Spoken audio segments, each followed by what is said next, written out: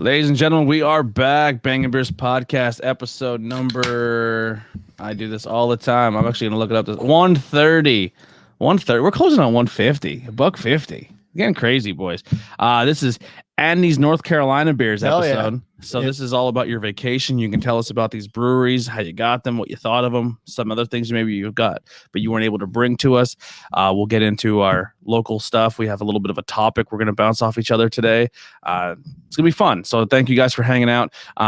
Make sure you guys check out the IWEP network as well as our Bangin Beers podcast links below. Follow us on all social media. You can also support us by going to patreon.com. It's $1 or $5 just for general support. If you don't want to do a monthly thing, you can always check the links. Also, we have a donation tab if you feel inclined to do so, as well as a merch page. We just added dad hats and trucker hats to our big cartel. So you can get both styles as well as t-shirts on our TeePublic, and our Teespring is mostly used for items we can't get on either one of the other websites. But I have to go and re-upload the Pornhub spoof because TeePublic will not allow it. So we have to re-upload it to Teespring. So there will be one t-shirt available on Teespring. But we want to thank our Patreon people, Tommy B, Tree of Life Metaphysical Shop, Higher Than Other Words, Jay, and Austin Blackwell. So thank you guys so much for the support and helping us grow. And I just got our Patreon deposit today, so I'm like, ooh, stack that away for another set of stickers to give away to people. Abaddon Tattoo Studio, our sponsor, a unique professional experience nestled in the small town of Pine Grove, Pennsylvania, and also now Pottsville, Pennsylvania, their second location. They provide high-quality tattoos and piercings in a relaxed and professional sterile environment. So you can also check their link below to check them out on all social media and go get a tattoo. If you are watching live, the live chat is open. Talk to us. Tell us what you're drinking on this Sunday. Hell yeah, it's a rainy ass Sunday afternoon. I almost said morning. This is different for me. It's close. Yeah, it's my new work schedule. So say hi to us if you're here. Make sure to like, subscribe, give a heart if you're on Facebook. Show us that love. Oh, we already got a heart. Look at that. Double tap us on the Instagram. To Iris said it gave us a heart. And then type with us, say what's going on. We will be posing a question later on in the show, which will be, what is your favorite summer beer? So if you are watching live right now, type your favorite summer beers in the chat. Maybe you have the same ones as us. And summer's winding down. It's now time for our Oktoberfest, and pumpkin beers are now acceptable. Yeah, if you like them. Oh, I mean, I'm sure we'll have a few that'll sneak into the show. I'm always pumpkined out, but it's Marzen season, so hell yeah. Yeah, I love Marzens. Marzen, I guess. I don't know. Steve from the Beer You Are podcast reached out. I love that dude. He was just like, hey man, we haven't talked in a while. Like, I just want to see how you're doing. I fucking love when people do that. When it's just like they seek you out sometimes, especially if you're busy and it's never a two-way. It's always a two-way street between us, and their podcast is fantastic. But they want to, maybe we want to do another collaboration and head up to Brew Daddy, because they like to do their Oktoberfest, and maybe we'll go up there for an Oktoberfest episode again and record. And I told them this time we're recording something for our channel too, because last time we just recorded for their stuff and probably brought we definitely brought the noise. Root beer since I quit drinking. Well, that's cool. Well, listen, hey, I appreciate you Body Slams podcast for hanging out, because you still don't drink, but you're here supporting, and that's fine. That's great. But when you did drink, what were some of the styles you enjoyed? But all right, well, let's get into our first beer here. Andy, take it away here. What we got? All right, so mostly every year I go down to Oak Island. Me and the wife and some friends go down to Oak Island, North Carolina, which is right near Wilmington. And Wilmington has had a craft beer boom over the past few years. So some amazing breweries. So we'll be talking a little bit about those here. I've been to two of the three. The rest I was able to get takeout for. I wasn't able to, unfortunately, get to the actual location. But this first one is the only one that's not from the Wilmington area. This is Deep River Brewing Company in Clayton, North Carolina, which is up north near Raleigh. But this is Double D's Watermelon Lager. So I'm actually very upset I didn't bring more of this home. Wow. So we have like a little, I think like every season we have like a little battle on the show. Like we have our Oktoberfest battle, we have our this battle. I think this summer for our podcast has been the battle of the watermelon beer. Yeah. And I'm not upset about it at all. It's been really, really fun. We've been finding really cool watermelon beers from all over the world for the most part. Yeah. Jersey, and then we had one from Japan. And this is a style that until over the past few years, like most watermelon beers let me down. Yeah. Like they would just be everyone we had so far this year was fucking awesome. Yeah. Yeah. Bob just stepped away. He has some stuff going on with, I think, his job, but we'll give him a moment. But while we have that, Bill, you're hanging out with us because audio people, I have to remember to let people say their names. That's my new thing. I'm like, I have to go around the table like Anthony Blackwell, and everyone's like, this is me. But so because it might be someone's Mario. first time listening, and if they don't know the names, and I'm trying to get them to recognize everybody, and I'm just saying this out loud. Bill, what do you think of this watermelon lager? It's good. It's a good summer lager. I think I'm going to shock people here with my take, but I'm going to read this. You ever pulled up? You want to read it? No, I didn't. All right. So this is considered a fruit beer, not a lager for them, it's still a lager. I think it definitely still drinks like a lager, but double D's. Already great start. Watermelon lager is a bright, crisp lager that has a hint of fresh watermelon, and it's perfect for those hot North Carolina days. This refreshing brew, named after its owner's father, are both named Don, and both fans are traditional style lager drinkers. Award winner at the Carolina Championship of Beer. And I agree. I will say this right now. I think Wet Ticket has the best watermelon taste in a beer I've ever had, but it drank like juice. If I recall, it had more of like a juicy taste to it. This, you're drinking a lager with a watermelon taste. If I had to lay my stake of what the best one of the summer is, I'm going with this one. Yeah, because you're drinking a beer here. This, I went through like 3-4 packs on the beach, and I'm kind of wish I would have brought more home because it was only like $8 for a 4-pack too. It was super cheap. But yeah, this is my favorite watermelon beer I think I've ever had. Yeah, this is really, really good. And it's funny because I didn't even notice it. There's a place, there's a grocery chain down there called Lowe's Food, and I was walking out the door when I happened to catch this on my eye on a thing toward the front of the store, and I'm like, "What's that?" And then I went. It has the watermelon. Like the can looks like a watermelon. Yeah, so like it just caught the corner of my eye, and I'm like, "What is that?" So I'm like, "Oh, throw that in the bag too." And then the next day, I cracked it open on the beach, and I'm like, "Holy shit, this is so good!" Yeah, that was a good move. I want to. All right, fuck it, we're keeping it. I'm not fucking with it. 'Cause I'll break something. That's really tasty. While we're killing time here for Bob, Bill, let's start with you here again. Here, what is your Untapped name for people who want to follow you? I probably should have queued you up here. Yeah, probably. It is. We do it live, baby. I know. GOBER 86. So Gober 86. Andy. AJ Hare. Why is it making me sign back in? I don't know my login information. Well, that there goes Andy's account. I'm sure it's one of these, but yeah, it's AJ Hare. AJ Hare on Untapped. Bob is going to be Bob G on Untapped. And then if you would like to follow me, it says Anthony Blackwell Jr. on my screen, but it says if you want to search Bangin Beers Podcast, Anthony. I remembered. We're all on Untapped. You can follow us, message us, cheers us, whatever the cool kids do on that app.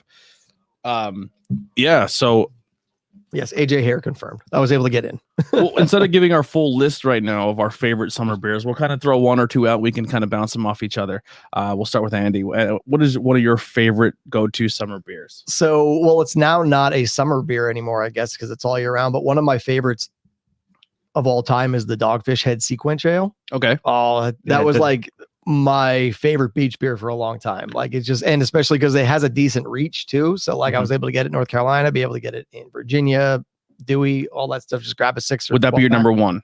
I'd probably say that would be my number one as like a go-to summer beer that I can drink on a hot day or on the beach. Okay. Bill. That's also on my list, but I'll go with actually Summer Love off of Victory. Okay. When I was gonna fucking hate me. When I was going through my list, I more thought ones I would be willing to buy a full case of to have at the house and not just grab a 4-pack here and there.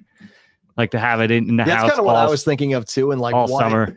What is something that you can just crank down when it's hot out? Like, because then I had a hard time thinking about summer beers. A lot of my summer beers, when I think summer beers, I think cookouts. I think stuff that's readily available. Even if I'm not buying it, I'm like, oh, I'm happy this is here. And I think for me, it has become a good all year round beer. Not really a seasonal style, but it's probably a go-to for me if I'm going out somewhere and I want to grab a couple beers and just have them.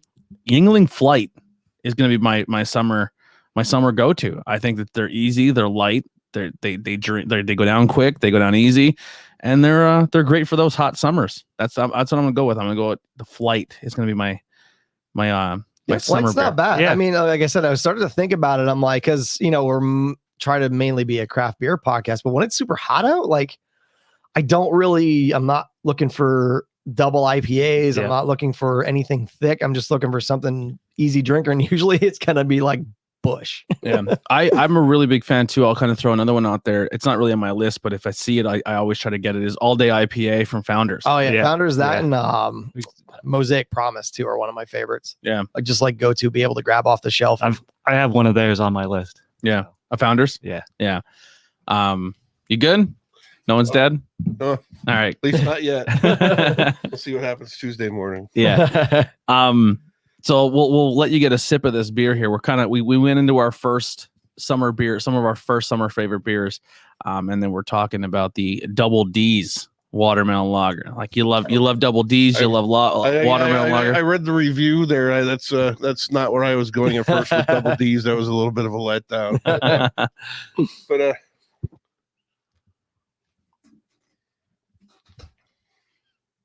this is good. Yeah.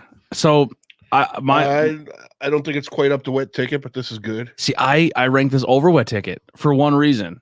This you're still drinking a lager. It has that beer characteristic where the Wet Ticket was almost like drinking juice. It was that good. You know what I mean?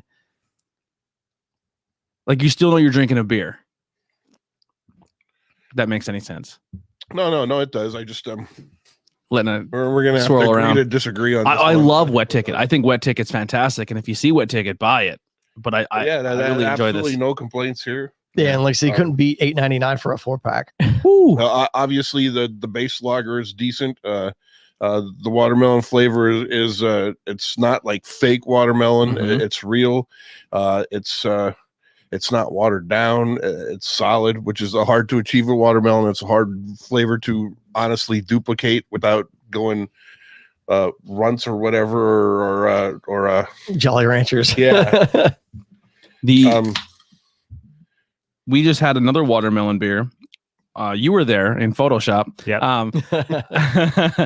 But Pilgaroo just put out a coconut watermelon sour, which was really good. It was good. I didn't get much coconut flavor. I didn't either. See, when I had got it. coconut.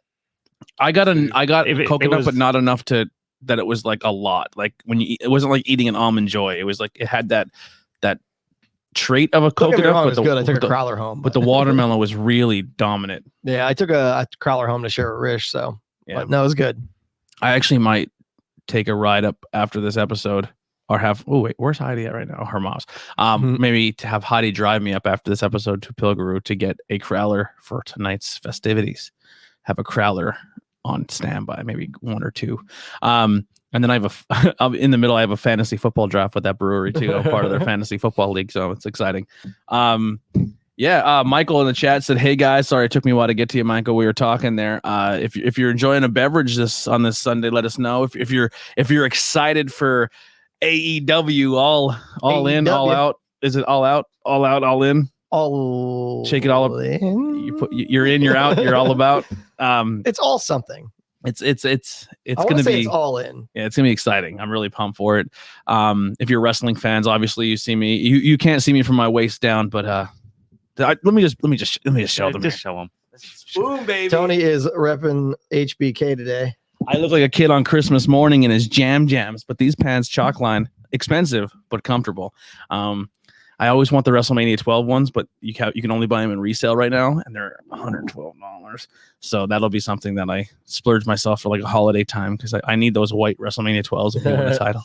But yeah, All out. all out. Actually, Yeah, all out. All right, what's our next one here? Flying. So the next one. Sorry.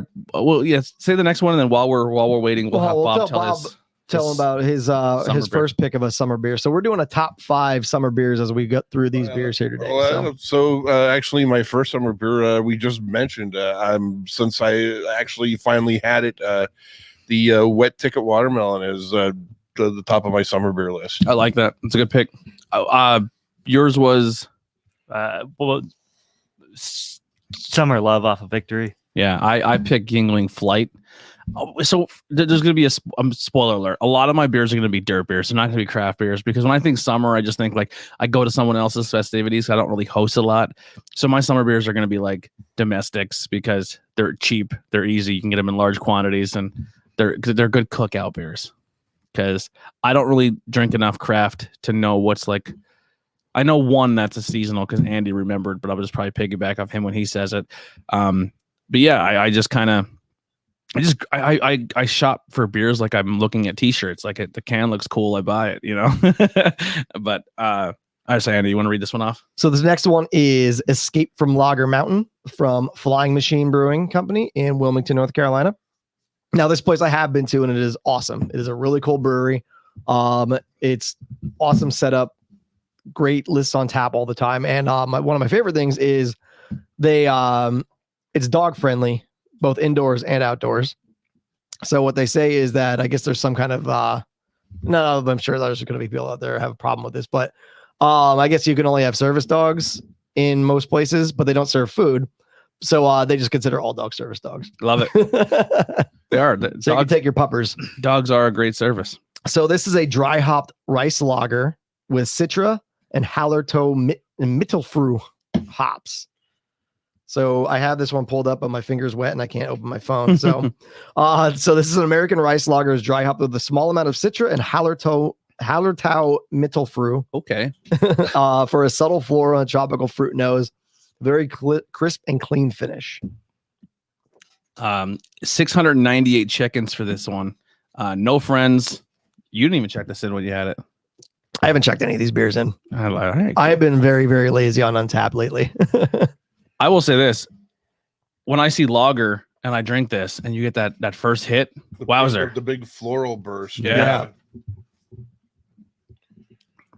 So it almost drinks like a really light-bodied IPA. That hoppy floral, like I don't dislike it at all. One of my friends, I actually have 4 friends try this. I have one guy that came up with as a highlight. I think it sounds pretty good. If you don't mind, I'd like to read that out. Yeah, I actually forgot about that little bit we're doing. This is from David D. He actually lives in North Carolina. Pours a pale straw yellow, nice floral aroma, drinks light and crisp, has a weak rice wheat body, mild hops and a touch of sweetness. Faint cascading hues of pineapple and nectarine add to the finishing touch. I like it. Let me go back real quick to the Double D's watermelon lager. So that has 7.9K check-ins. So that's getting drank. 3 of my friends all checked it in. Out of the 7.9K, 3.34 average check-in, which I think is criminally underrated. The 3 friends that checked it in, it's averaging a 413. So it's over that protected 4 number. I'll give Chuck Goldner some love here. He gave it a 4 and said very refreshing with a good watermelon flavor, perfect while smoking some chicken breast. So Double D's chicken breast. There's a lot going on there. Oh yeah. So we're gonna give him a toast and say go check him out on Untappd as well, and show him some love. I'll have the chicken breast minus the chicken. Is that really what you want? Yeah. I'll have the gourmet hot dog. It's a Double D. Come on. Yeah. And then I'll I'll have the throw gourmet hot dog. I'll throw a comment on there and said read on Bangin Beers podcast. That was an office quote. I love it. I have an office air freshener here that Hottie just bought me. It's a Dundee. Nice. Yeah. I was just watching that prior to leaving the house. The Office? It was the Starmageddon episode. But this is another one I really like a lot. Like everything I had from Flying Machine was really good. We've actually had them on the show before. I think prior to me joining several years ago. It was like a vanilla cream ale brewed with like hay, I think, that I gave you guys. Yeah, it was a weird beer. Oh, I do remember that. Yeah, you dropped it off for us. So, but no, this is also another really great one to crack out on the beach. I tried to keep a lot of, like, there are some IPAs in here, but I really tried to keep it light and lagery for most of my ones that I grabbed. Because like I said, I don't want to, like, there's a few beers here that I appreciated a lot more when I wasn't drinking them on the beach. Like there's like 2 of them coming up that I had them at first on the beach and I'm like, I don't know about it. And then I had them later on and I'm like, okay, these are actually really good because I wasn't sitting on a 100-degree beach in the sun. Yeah, I really like this Escape from Lager Mountain. That floral hoppiness is fantastic. That's really, it's really nice tasty. and crisp. Like it has that like rice lager type taste to it. Like you think of like an Asian style lager almost with the rice. But I'll tell you what, 2 for 2 so far, North Carolina beers. It's a good state. oh yeah, I'm into this state. like I said, Wilmington, and then like up in Asheville, North Carolina, you have Burial Brewing, Wicked Weeds up there. Wicked Weed makes all the pot beers, right? No, that's that's Sweetwater yeah. actually. I thought Wicked Weed made a 421 that was like No, that's bong water. That's Sweetwater does a 420 IPA and the variants that smell like marijuana. Yeah. But You ever- maybe I get them for the show. I know they used to have them at the craft house. They're like tall boy cans. They're called hemp tails. They drink like they're ginger ale. gross. You don't like them? No, it Oh, it just drinks felt like- like I poured like a bunch of like weed into my like. See, I thought they beer. tasted good. It just tasted like you're drinking like a CBD infused ginger ale. Wasn't for me. Yeah, we Did had we them do on the show. We had them on the show, and then I had them on a podcast with Courtney. I might have to kill your vibration there. And Heidi walked in, and she's like, "Were you smoking pot in the house?" And I said, "No." And I was like, "It's the beer." And she smelled it. She's like, "Holy fuck!" Yeah. Well, yeah, Flying Machine. Like I said, there's some great stuff out of North Carolina. Like I can't remember if I gave you one from Burial before, like a few years ago. The but name it sounds was familiar. like a pastry stout that I gave. I brought it home. I don't remember if I gave it to you. or not. Pastry stouts don't stick to my brain. But yeah, that might have been a few years ago. That might have been pre-podcast in general. But yeah, Burial is one of the favorites in North Carolina as well, and that's up in the Asheville. Sierra Nevada also has a major stop up that way as well too. It's supposedly amazing. I've never been there, but it's supposed to be really cool. Nice. This Flying Machine, did it have like food truck? Didn't go to it this year, but I have been to it. So the best thing about it is all the Lowe's food carried all of the stuff from Wilmington. Oh, okay. I don't know what their distribution looks like or what the laws are in North Carolina, but they had pretty much every single brewery. I was able to get it from Lowe's versus going to Wilmington every day, or because it just schedule wise it's like a 35-45 minute drive. So, from where you were. yeah, to get there all the time. And like, I think when we were there, Edward Teach wasn't open yet because that was one I really wanted to go to, but I think they opened a little bit later in the day. Okay. So huge plugs to Lowe's for having a good So selection. Lowe's food, and I don't know what their stretch is, but in North Carolina, it's awesome. It's like a Wegmans. Basically. Are you buying these cold? Are you buying them cold? Yep. So all right, They've been cold the whole time. nice. Because sometimes we have our big thing is like I would say grocery store chain that sells beers Wise, and for the most part, if you want craft, you're getting them all warm, and you're getting them possibly in direct sunlight. Oh Yes. yeah, I don't go to Weiss anymore Yeah. unless I want something standard out of the cooler, like a lager or something. Or if something you Yingling. or the variety, they have good variety pack selections. Well, that's the other thing too. But now I know you're talking about the one here, but like when I go to the Wises in the Lehigh Valley, like none of that stuff's in the sun. You know, The one up in Bloomsburg's really good too. Yeah. Wise is a go-to for me if I want to get a variety pack. Like I'm like, all right, I know Troggs summer pack is out. Almost guarantee Wise will have a bunch of it. Yeah. And I can go and get 1 or 2 of them. And it's on my way of my travels all the time. So Yeah. I'd say in the Weiss, like Lowe's is more like a Wegmans. Like it's more of a little fancier type of grocery store. But they have an entire beer cafe that they have a bunch of wine and beer. They have taps. So you nice. can drink in the store. so far this episode has been phenomenal. All these phenomenal. How did I just say that? Phenomena. But anyway, yeah, all these lagers have been Yeah, so this next one is also from Flying Machine. double it up. This is a plain arms. This is just a straight up lager. Will this beer make me fall in love with this brewery? Probably. We'll find out right now. So far, that first one's fucking awesome. I would drink that first one a lot. Like I would seek that out. Plain Arms Lager Beer. Oh yeah. Yep. All right. Mine's not pulling. Oh, there it goes. This is a 5.4 lager Hells, right? Am I saying that right? I'm dumb sometimes. Think about lawnmower and baseball games. Please enjoy. Quick, easy, to the point. Wham bam. Thank you, ma'am. 838 check-ins. Friends 0. I always suck at. Here, we'll just go to everyone and we'll read someone's. Oh, maybe that doesn't do it either. How do I find someone's fucking? Not every beer has that highlight thing for me. I'm gonna click on someone's photo. Oh shit! Did this one not have? Did I not take a picture of this at all? Guess not. All right, I'm gonna read someone who actually wrote something. But all right, I'll just say they didn't write. There's a lot of unwritten reviews here.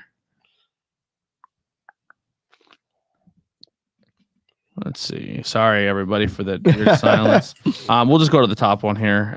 This is Alicia H, and she checked in Untapped at home. She's drinking the Plain Arms Flying Machine Brewing Company. She gave it a 4.25, and she didn't have any write-ups or anything. I can't cheers her because we're not friends. No, that's a disappointment. All right, so I got nothing to really go by there. I got one. Go ahead. This is from Crispy, who also lives in North Carolina.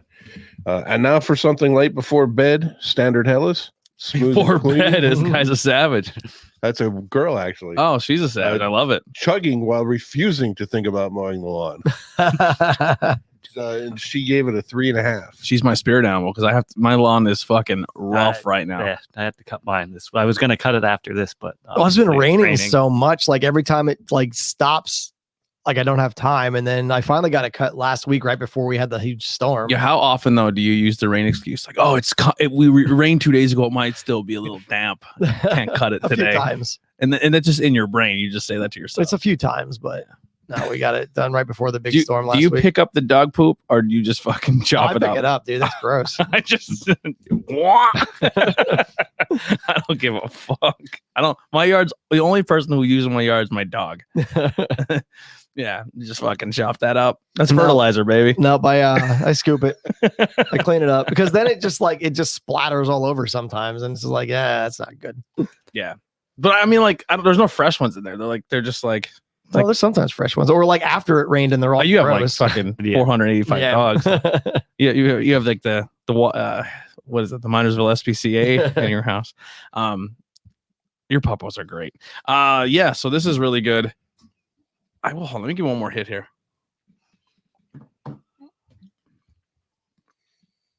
So it's interesting because it starts off with a lot of flavor at first. Like it hits your tongue and you feel like you're gonna hit with a lot of flavor. And then immediately goes away and drinks just super smooth, super crisp. Yeah, I get like almost like a corn essence in the beginning. Yeah, and then it goes really, really malty, and then like a biscuity linger on the finish. It's almost. I don't want to say it's like drinking water because that's a negative connotation. It's not. It's just so light bodied. These are crushers. Like, oh yeah. Like if you enjoy chugging beers, this is your chug beer because it'll just go down super smooth. It's good. It's really good. I'm gonna be on. I don't want to give my scores out. If you want to see my scores, go to Untapped. But I didn't protect the 4 at all this episode. The 4 has not been protected. No, everything I've had from Flying Machine has been awesome. This is another great crushable lager. Like Bob hit it on the head. Like the maltiness, biscuitiness. Like there's a lot of flavor up, but drinks super smooth. And another fantastic. That's offering beautiful from Wilmington. What do you think, Bill? It's about the same. It's good for like a hot day. Yeah, and to have more than one. That's a summer beer right there. If I lived in North Carolina, that's something I would go look for.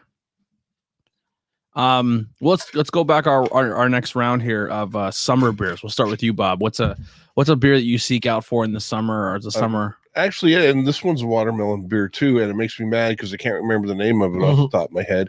I did not see it this year. It's from Shipyard Brewing. The guys that make pumpkin. No, not pumpkin. I think it's called Melonhead.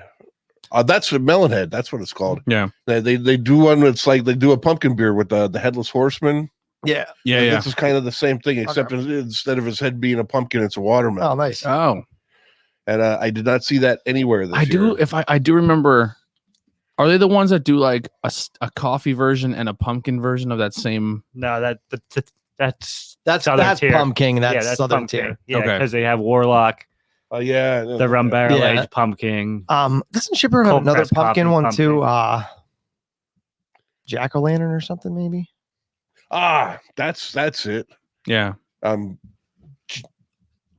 Jacko Pumpkin, maybe it's something like that. No, that was Travelers. Travelers. That had that before they got. Yeah. You guys The are Shipyard- fucking. It has a killing pumpkin. it. There's a pumpkin. Before- I can't remember But, it. It's Shipyard has one of like one of the better pumpkin beers. I and it think has it's just called So their pumpkin. the ale or pumpkin one something is like Pumpkinhead.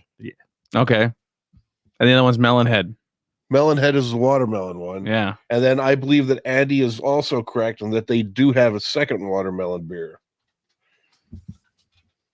That's gonna be our new thing. That's gonna be our gimmick now. Every summer, It's just called melon. you gotta find all the water. That's our new. Find all the watermelon beers in the summer.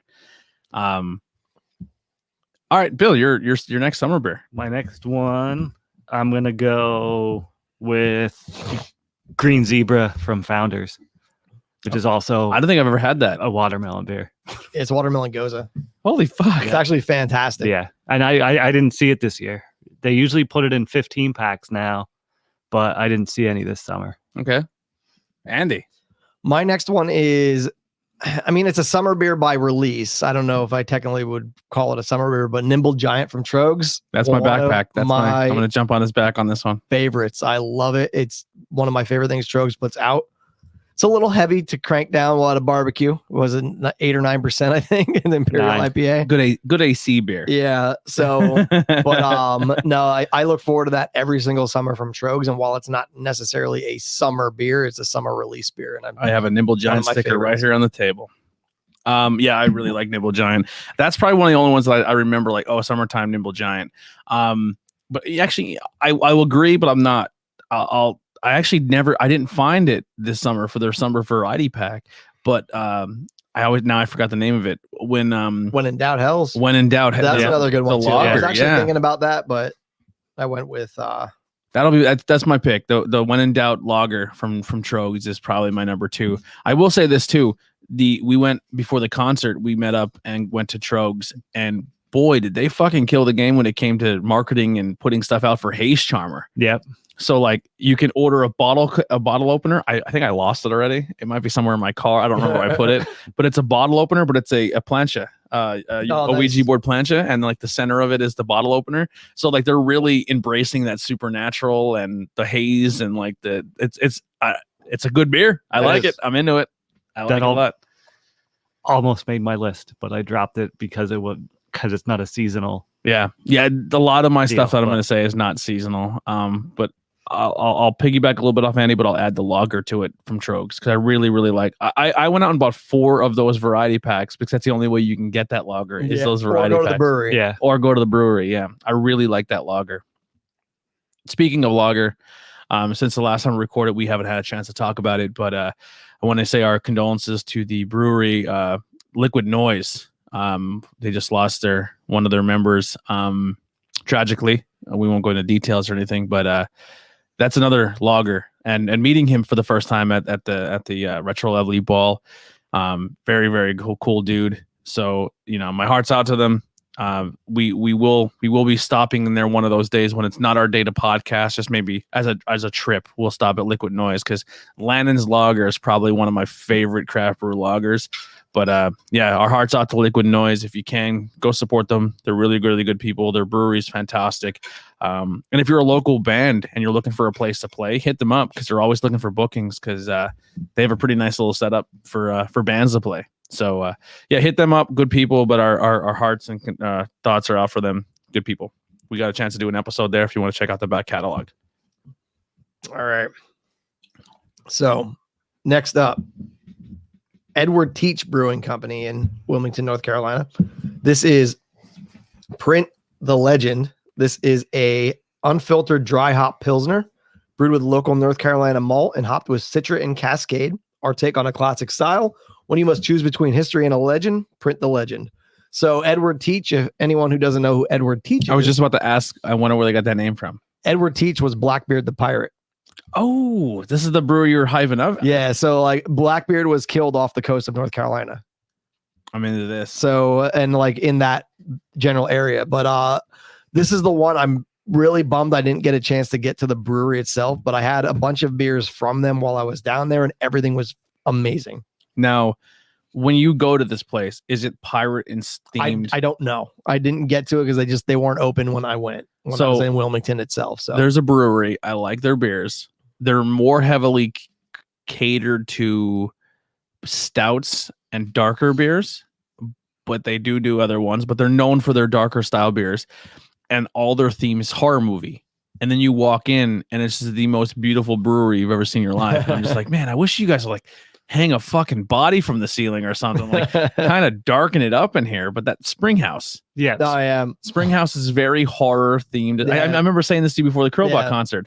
I was like, oh, everything's about like horror movie and spooky and everything. And you walk in, it's like in time is just it's like too I think pretty. it was an old foundry or Yeah. something. Yeah, it's like way too pretty. It's Yeah. like, man, fucking throw some fucking fake blood on me or Yeah, something. right. I walk in.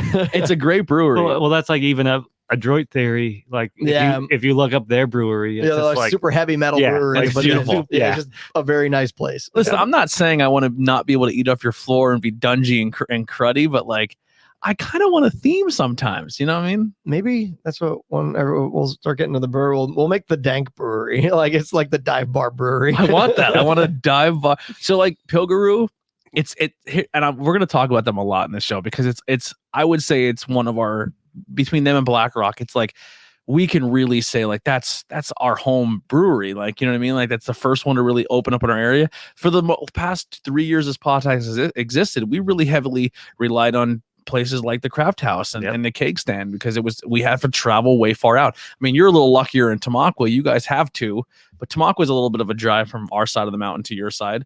But like Pilgaroo is like, we went in the other day and they had 2 TVs going and like one old school 97 WCW and the other one old school like WWE. And I was like, this is fucking awesome. Like if they're going to lean into that wrestling, I'm into it. Like, I don't know. I thought that was cool. I don't know if that's going to be a thing all the time. They said they're going to put football games and stuff on, but like, I wouldn't mind going to a brewery and watching some wrestling while I'm drinking beers. It's cool to see like that development, but yeah, I'm excited to see how Edward Teach, the Blackbeard Brewery, if they have any themed or if it's just a pristine. So I can look clean. them up here real quick. Like I want the guar bar. Like I want like I want like squids hanging from the ceiling. You know what I mean? Like I want just random bodily fluid spraying across the yeah. room. Like I want like a theme. So the Edward Teach bar is shaped like a ship. I'm fucking in. See, that's good for me. That's perfect. That is really cool. Yeah, like I said, they weren't open when I was in Wilmington. Like yet, it was just later in the day, and it's very clean and crisp. But I mean, beautiful. But yeah, the above the bar, the seating above the bar is shaped like a ship. How many drunk assholes go up to the second floor and go, "I'm the king of the world"? Yeah, so the bar and above it is shaped like a ship. That's fucking sick. How many drunk asshole buddies go up there and reenact the pose where they put their arms around? That's pretty sweet. See, that's cool. It's like I'm into it. Tortuga. So, if you're gonna do the real Blackbeard though, then I'm probably gonna get the numbers a little wrong, but like the legend is like in his final fight, he was on deck hand to hand with someone else, and he got shot like 9 times and hacked with a sword a couple times, and then when he finally did fall over, they cut his head off. Which at least that part is true. Actually, he was beheaded. Yeah. But then they threw him overboard, and the legend is that his headless body swam around the ship twice before it sank. That's great. Yeah. Was he like a bigger dude, like a brolicky dude? That's everyone that ever portrayed him in a movie. He's always portrayed as a bigger guy. He's Ian McShane though in Pirates of the Caribbean though. He's not a very big guy. Yeah. But I don't know. Like I mean, you just think of this complete badass and he was like $115. I mean, people back then were small, but I mean, yeah, I can only think of him in I think in was it Black Sails? I think he's in that. He's portrayed as like a more bigger dude, but I like they have his flag on the can.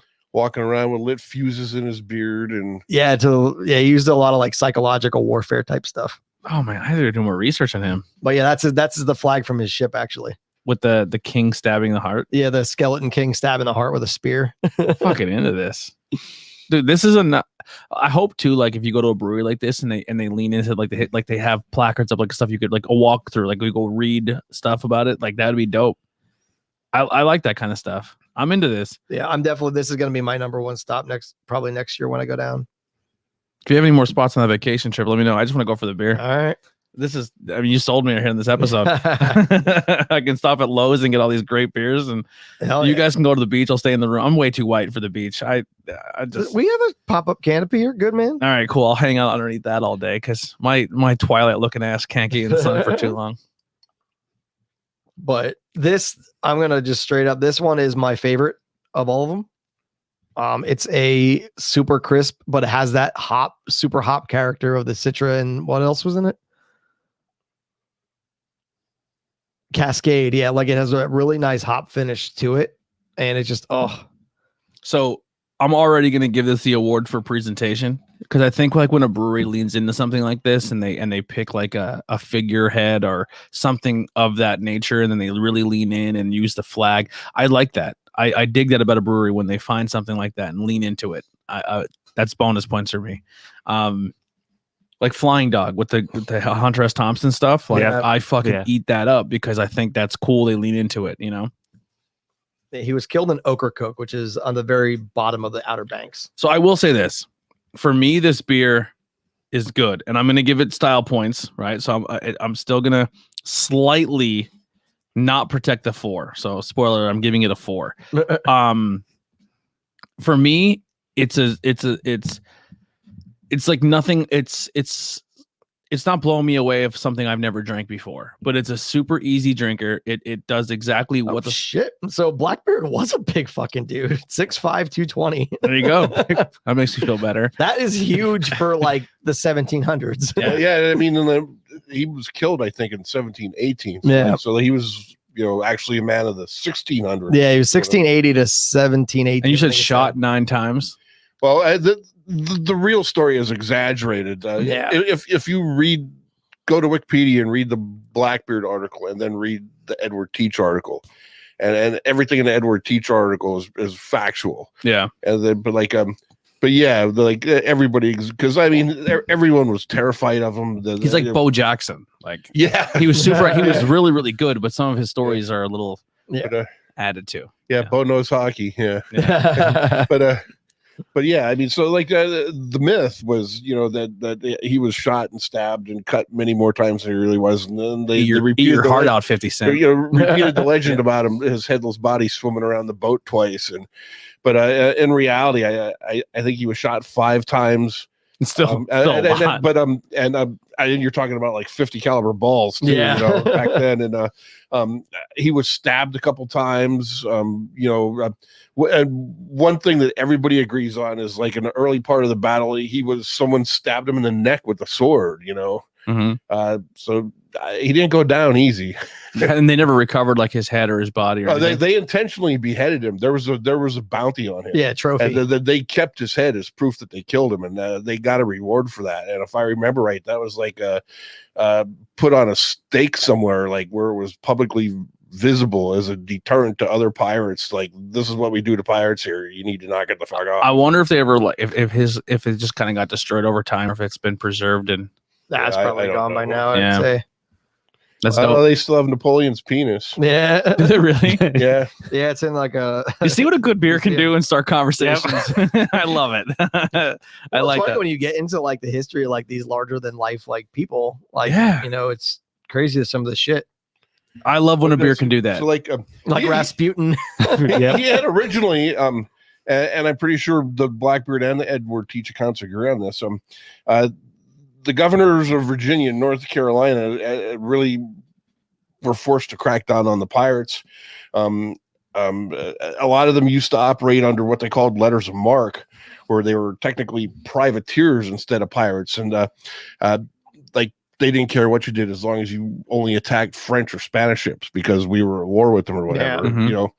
And so there was some government complacency there, or you operated within technically the letter of the law, and they didn't start to make an issue until they started attacking British and American ships, and the piracy thing had gotten so out of hand that they had started a crackdown earlier, and they offered an amnesty, and you had to sign a letter that you agreed to turn in your arms or whatever, and make an effort to live an honest life. And he originally applied and accepted an amnesty, and he just couldn't deal with life on shore and being a normal guy. And like you're a gangster. and actually, I don't want to punch a 9 to 5 when I can make. I'm hoping Eddie's looking at the article and he can see the thing in this. So he married a respectable, well upper class woman, and she constantly made fun of him in public for like his social faux pas. And they were at some formal dinner one night, and he got sick of it, and she busted on him. He fucking picked her up and smacked her in front of everybody and drug her out by her hair. Like, I'm fucking Blackbeard, bitch. But, we don't condone hitting women. He tried to play the game, and he just couldn't do it. The pirate life was in his blood, and he went back at it. So that was part of why there was a bounty on him, because that's super dope. When you think pirates, I don't think like American history. Like I think like Caribbean and like off the coast. But that's all American history. I mean, not only technically is the Caribbean part of the Americas, because it's the Americas, not just North America, but when it was all colonial times, it was nothing for someone in North Carolina to trade with any number of islands in the Caribbean or with Canada, or all the sugar came from down there. Wherever there was sugar, they made rum. Cotton from the South went everywhere to and that's probably hugely attributed to the pirates of plundering and bringing it up and selling it for their money. So when Teach was killed, they threw his body in the inlet, and then he hanged his head from the mast of his ship. The dude, Maynard, his name was. Is there like photos of what he looked like, or is it's just drawings? No cameras. Not photos, but like I'm saying, like did people paint him or something? That's the painting of him hanging it from the mast of his ship. Yeah, like a painting or a sculpture or something of him. There's there's but we don't know what he's actually like. There's no like official portrait of him. So fucking cool. I love shit like that. Well, listen, Edward Teach, you brewery, you killed it this episode, because that's a drawing of him like 15 years after his death with the lit fuses in his beard. That's so cool. I wonder how many bartenders there, like assholes like us, come up and are like, tell us about, and they're like, fucking, what beer do you want? Just get the fuck out of my face. Like, you have to kind of learn that if you work there, right? Like, I would imagine. Yeah. Because like that's your whole gimmick. Like, if that's what you're naming your bar after, I would hope like my people knew like at least most of the legend. Listen, if I doubt you'll ever listen to this Edward Teach Brewing Company, but we've been shocked before with breweries reaching out. Reach out. We would love to have a conversation. I don't know if you guys ship to Pennsylvania. We'll buy a bunch of stuff and we'll drink your beers. And if you want to do an interview, I'd love to learn why you pick this. Obviously, we're fucking talking about it for 15 minutes now, so you picked it for a good reason. I'm honestly surprised someone didn't do it sooner. Because they've only been open in the past few years. So, because they weren't open the last 2 years ago when I was down there. I think they were still in the early stages, maybe. Mm-hmm. But yeah, I mean, the door's open for any of these breweries we're drinking at any point in time. If you want to come on and drink your beers with us and talk to us via Zoom, or via StreamYard, we're down. Let us know. So I'm going to preface on this one that I don't know how old it is. Okay, because there's no date on the can, and I might change my tune here, but I don't think it's as good as the other IPAs I've had from this brewery. But it's still good. But like I said, I also don't know how old it is. So I do apologize, New Anthem, but I'm going to talk you up on other things after. I'm going to talk you up on other things after this IPA. I'm going to poop on this one, but then I got you. I'm not even going to poop on this one. I'm just saying it's not as good as I had hoped. But maybe I'll change that. It's definitely got some dank. Yeah. Dank boy. This is definitely a haze boy. So this is called Simply Stairs. Simply Stairs Upward. This is New Anthem Beer Project from Wilmington. I think this is one of the first more straight up crafts in Wilmington. Because a few years ago, they were like one of the only ones there. I think they had just opened not long. And this is like 4 or 5 years ago, I want to say. Because we used to like in Wilmington on the main drag. So all at downtown Wilmington is all like local businesses, local shops, boutiques, restaurants. Well, we're talking Stuff like that. the scale size of the city. Are we talking like? It's not very big. So it's like a Pottsville? It's bigger than Pottsville, but I'd say more like a Bethlehem. Okay. With Jim Thorpe on the main drag. Yeah, kind of. So like they have the main drag it's definitely longer than Jim Thorpe, but Jim Thorpe needs a craft brewery in it. they'll get one. I'm sorry. There is one. They're going to be on the east side though. They're not going to be on Broadway. They're actually, what is it, October they were looking to open?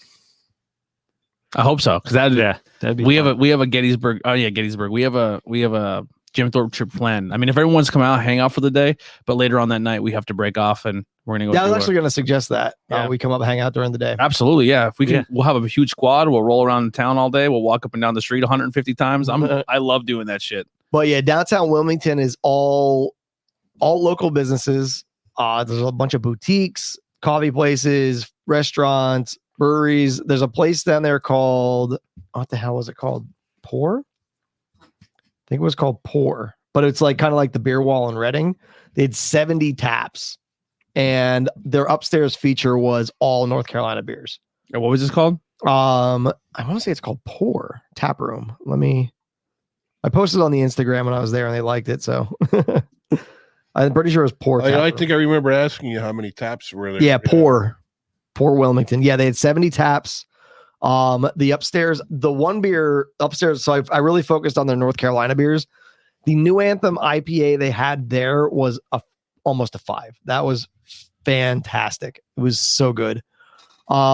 One beer I wish I could have, I cannot remember the brewery. I'd have to go back and look, but there was a Dark and Stormy cream ale. So if you ever had a Dark and Stormy cocktail, it's basically a Moscow Mule, but with rum. Okay. That's what this beer tasted like. It was fucking amazing, but it was a cream ale. Speaking of cocktails and going back to Pilguru, they just announced that they're going to be serving Tattered Flag spirits and canned cocktails. So Simply Stairs Upward is a 7.9 baby ABV IPA American hazy, dank, pills, oats, wheat, Citra, Simcoe in kettle, 2 separate Galaxy dry hops, then one with Simcoe and another of Citra. This has been checked in 1.9K times. It averages a 4.10. One friend gave it a 4.25. I will say it right now. It's Jason, who used to be part of the show. He said this place is amazing on his check-in. I will say this. I enjoy this, but you know what? I kind of feel like I'm drinking here. Like, I have like a cigar taste to it. Like it has like almost like a smoky cigar. I get a Scotch finish to it. My first couple hits, there was something off on the finish that I did not enjoy. But as I continue to nurse it, it's going away. It's unusual that I have to exhale. The off flavor usually gets stronger as it warms. Yeah, like it's like I'm getting like a whiskey, like almost a Scotch aftertaste to it. It's like a gentleman drink here. It's like you got that like Scotch you whiskey, said about the smoky cigar. Yeah, I get that smoky. That was the first thing I thought of, like cigar ash. Yeah. So like I said, I straight 100% transparency. I don't know how old this can was. I'm hoping it was fairly fresh. It's good. Which goes back to breweries.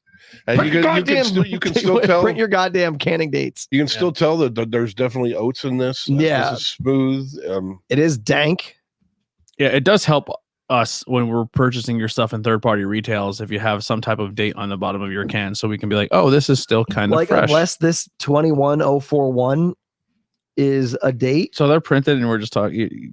No, but I don't know I don't know if that's a date or if it's a serial number, or it might be like a date code. Yeah, so just put a date. And don't make us do, because if this is from April. I'm sorry, New England, this is probably awesome when it first came out. I like it, but based on the movement out of the place I bought it from, I don't think it's that old. But either way, it's good. But it doesn't hold a candle to the other IPAs I've had from them. Okay. Like I said, the one I had, so we're going to talk about New Anthem a little bit now. So we've had a few beers. I brought I gave you one of their veteran lagers a few years ago. for the show. It was like a veteran fundraising one. It was really good. But they didn't really do cans at the time then. But when I was there, I'm like, I'll grab some of the. I kind of wish I would have grabbed some cans from the actual brewery now. But on tap though, holy shit! So one of my favorite beers I had the entire trip was a Bret Lager. So Bret the Hitman Lager. yeah, Bret the Hitman Lager. So what a Bret Lager is, it's basically like It uses Brettanomyces. Yes. Like for a lambic or a wild ale. yeah. So basically, it's like a wild fermented lager. It was that was probably my favorite beer of the entire trip because it was such a different beer than I've ever had. So it had the nice crispness of a lager, but it had a funk at the end of it from the strain of yeast that's used. You remember that time we said we're gonna do 4 beers an episode? I just realized that we fucking smacked that out of the park. Well, Wow. I'm not complaining about it. I'm just saying. Remember that time? well, I we mean, said this is the trip haul. yeah, it's a trip bomb. Yeah. But yeah, so like it was a really funky lager. Their saisons and wild fermented stuff are also amazing and fantastic. So like everything that they had on tap was, and the places it's almost like an oasis because like you're walking in Wilmington, it's like 97 degrees out, and like it's like a warehouse looking building, and you go in and it's just nice and cool, and there's a ton of beer, and they have like board games and shit and stuff, but it dog friendly. Do So do you bring any of your dogs to North Carolina? Yeah, we took Loki and Penny, but we don't usually take them to Wilmington. It's too hot to take them out during the day. Yeah. So, but I can't remember the guy's name. So you get like an Airbnb that's dog friendly. No, we rent a house that is dog friendly. Oh, that's sick. So that's one. That's is this one the trip that Header goes on? Yeah, Nice. that's one of the he draws. came back fucking tan. Yeah. He got burnt a bit too. Like he was peeling pretty hard, but His first wrestling show back, I'm like, holy fuck, oh my guy. But so that's one of the reasons we go there is it's very dog friendly beach, and it's not a resort town. Like Oak Island is. I mean, it's been getting more and more populated over the years, and more people going there. Like it was very hard to eat this year, and I think that was more of a COVID recovery thing more than anything because I think just don't have staff. But like there's no lifeguards on the beach, so you can do whatever the hell you want. Obviously under reasonable. Like so you can drink on the beach, you can do whatever you want. Just the only rule is no glass on the beach, which is a very good rule because I don't want to walk through sand and step on broken glass. Yeah, fuck that. But it's super chill. It's not like you have to go out like in Ocean City. If you want a good spot, you got to go out at 6 a.m. to get a good spot on the beach. Like we'll roll out at 1 o'clock in the afternoon, throw our pop-up up, and we're 100 yards from the water. I think Andy said too, there's a lot of cool, like for stuff he's into, like the craft sodas and stuff. Oh, yeah. Yeah. There's a lot of really great stuff down that way. So You and your wife find the fucking coolest places to go to. well, this one is like I've been going there since I was a kid. So Yeah. like my dad's side, my grandfather had a house on the island, and then Like, my uncle. If you ever if you or Rich are like, hey, we're doing this weekend, do you want to go? I'm like, listen, if they're fucking recommending it, they've never steered us wrong. Mhm. We're going. We're gonna have a fucking good time. Like Gettysburg, I was like, all right, I've done Gettysburg, but I never done Gettysburg with them. And I was like, it's a whole different experience. Like I've done Jim Thorpe, but I've never done Jim Thorpe with them. And I'm like, all right, this is fucking a good time. Unless you're going hiking, then I'll fucking stay back. You know what I mean? Like, but everything else, you guys fucking kill it. But but like I said, Oak Island is like my favorite beach. And then like, I mean, we might start doing an alternate every other year just because it is a long drive. That's the only negative about it. I grew up with not a lot of vacations in my childhood because we're not wealthy. But we all got together and we used to do Ocean City, Maryland, right? And then the one year we're like, it's cheaper to go to Rehoboth, right? Never knew that Rehoboth was. Now you have to think too. This is the 90s, right? It's not out there yet. It's not something. It's not something that's openly accepted. And no one in my family was against it, but it was a culture shock for people from School County to go to Rehoboth and realize they're at a gay beach. They're at a gay beach, yeah.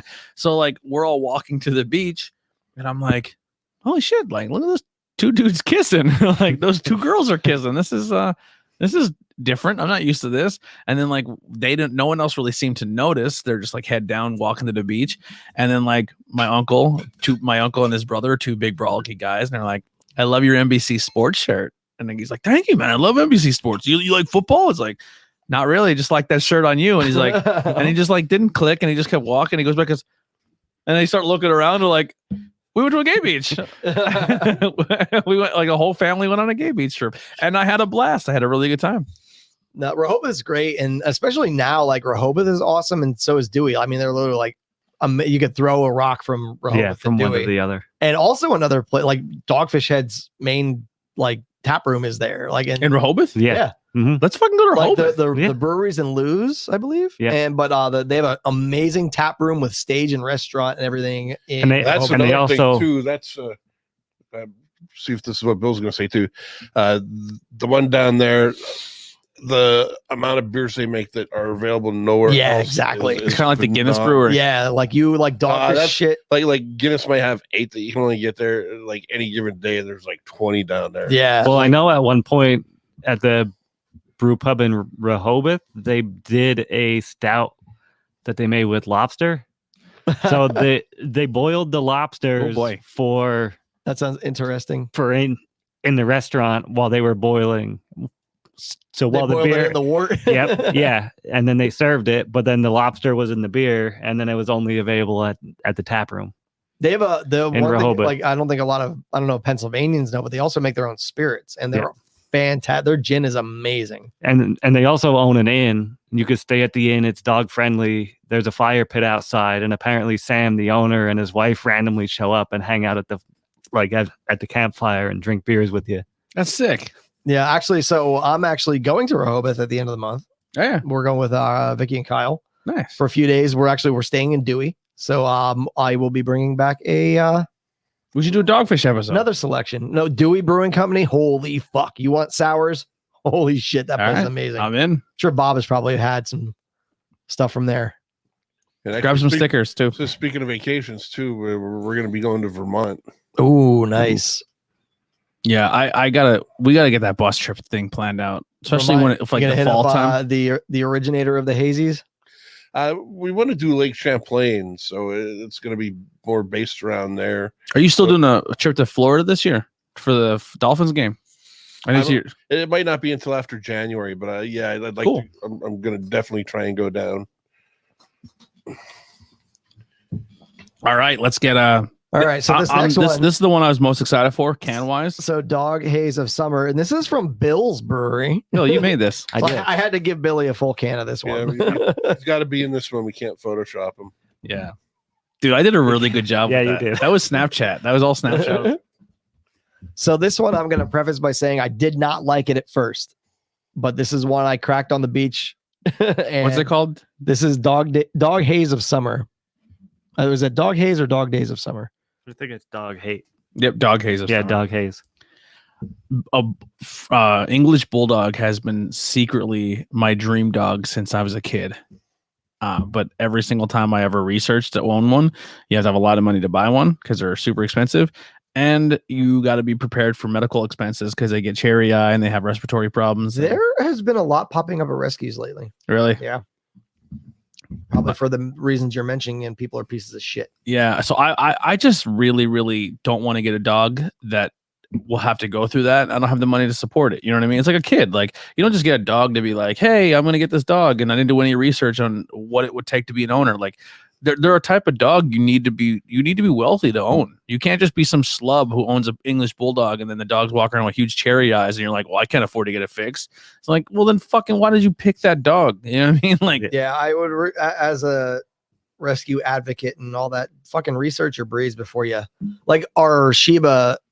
The reason we got him, he was 3 years old when we adopted him from Hillside because he kept running away because people would just chain him out, just put him out in the yard and let him do his thing and not touch him. And he would escape because he's a Shiba and they're fucking assholes. But he would escape and run away and someone kept catching him. He was at the Hillside 2 or 3 times and 2 or 3 different adoptions before we got him. really? Yes. So like people didn't want to put in the work because, oh, he's a runner. Like, yeah, fucking pad your yard. I mean, Yeah, we had a husky that was like that. Like, dude, if it fucking snowed, he's like, I'm out. Like, you ain't keep me in this yard. Like, he was awesome. dude, that's what, like, our husky is the laziest husky on the face of the earth. Loki just like I don't think he would try to jump out of the yard if he could. Your husky acts more like a German Shepherd than anything I've ever seen. He acts like a fucking idiot. Yeah, he's like a mix between a German Shepherd and a boxer. Like he's like a little kid. He jumps around, he's super hyperactive, but he's also very like not separation anxiety, but he has to be around a human. Oh no, he needs to ham it up. Like he loves people. Yeah. But which is like he loves being in his crate. Like he'll go and hang out in his crate when we're just watching a movie sometimes. But like he's not a stereotypical husky. Like if I didn't have a 6-foot privacy fence, I don't think I would need a 6-foot privacy fence. Yeah. So this is the Dog Haze of Summer. Once again, great job, Bill's Brewing Company. Get us talk about the doggos. 7.5 ABV, 1.7K check-ins. Averages of 4.2. One friend gave it a 3.70. I'm not gonna say who it is because they may be at the table. It's me. He's my highlight. Yeah, summer seasonal New England IPA with heaps of Galaxy, Amarillo, Azaic, Citra, and Mosaic. So yeah, you're my highlight too. So I'll just let you talk about it. But here we go, baby. The Dog Haze of Summer, our second to last beer of this episode, and then we're gonna end properly with some Glam Metal.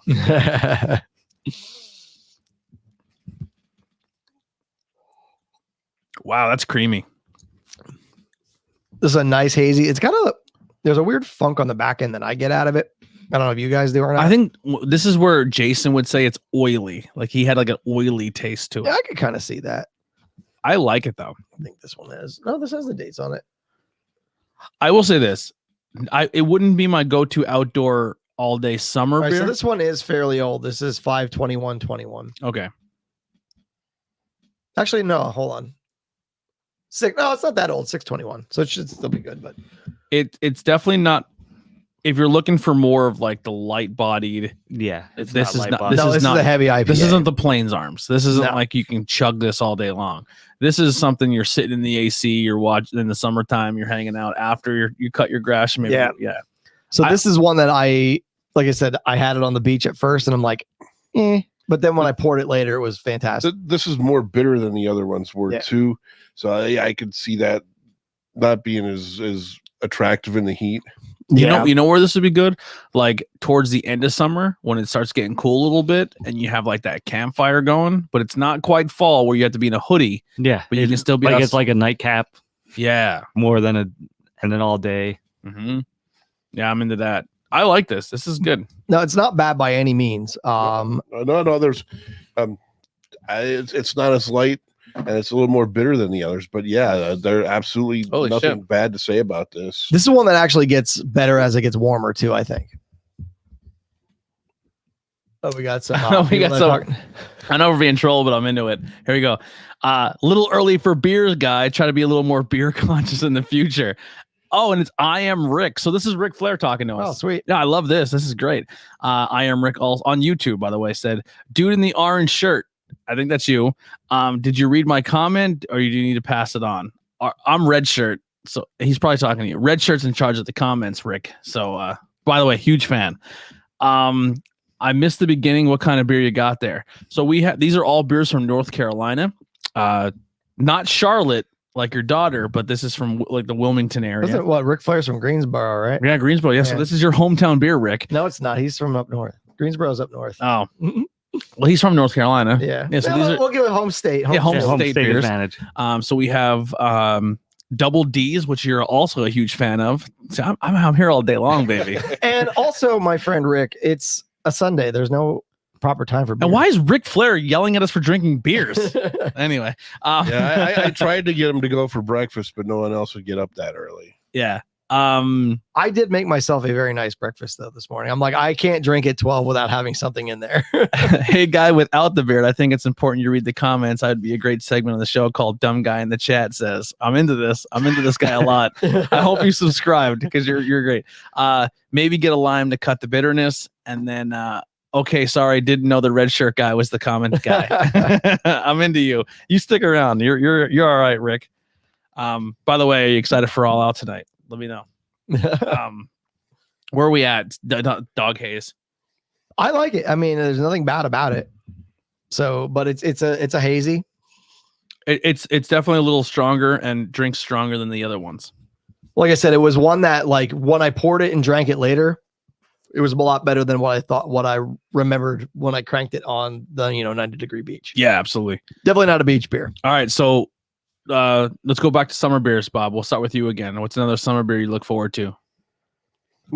As I burp. So I'm all over the place so much. That's really a hard call for me.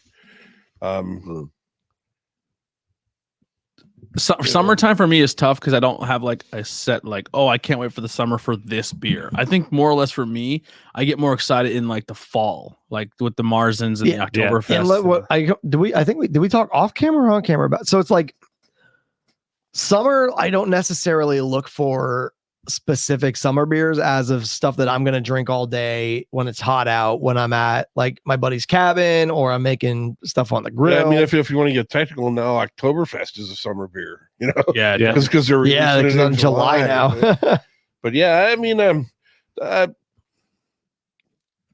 other than like the occasional watermelon beer that comes out seasonally like that, I just I'm all over the place too much. I enjoy too and you never know what's going to grab my eye when I'm out looking for new beer too. And I'm like that for every season. Yeah. I think the summer is a great time for those light-bodied, easy. Yeah. The ones that people would probably pick on you for drinking the girly drinks. You know what I mean? Do you have one lined up, Bill? Troggs Field Study. Okay. It comes out right before Nimble Giant. Yeah. I agree with that one. And that's a lighter body, but still, like, I think it's only like 6%. Yeah. So it's still technically an all-dayer when you're used to drinking 8-9% all the time. Yeah. Andy. Mine, a new favorite this year that emerged is the Lazy River Pills from New Trail.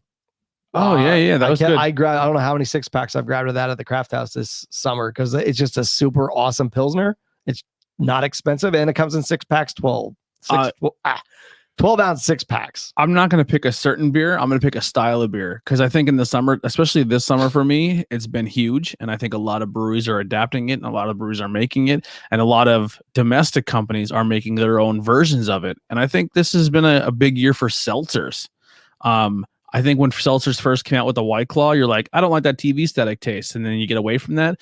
But you had the Mike's Hard seltzers and they were unbelievably good.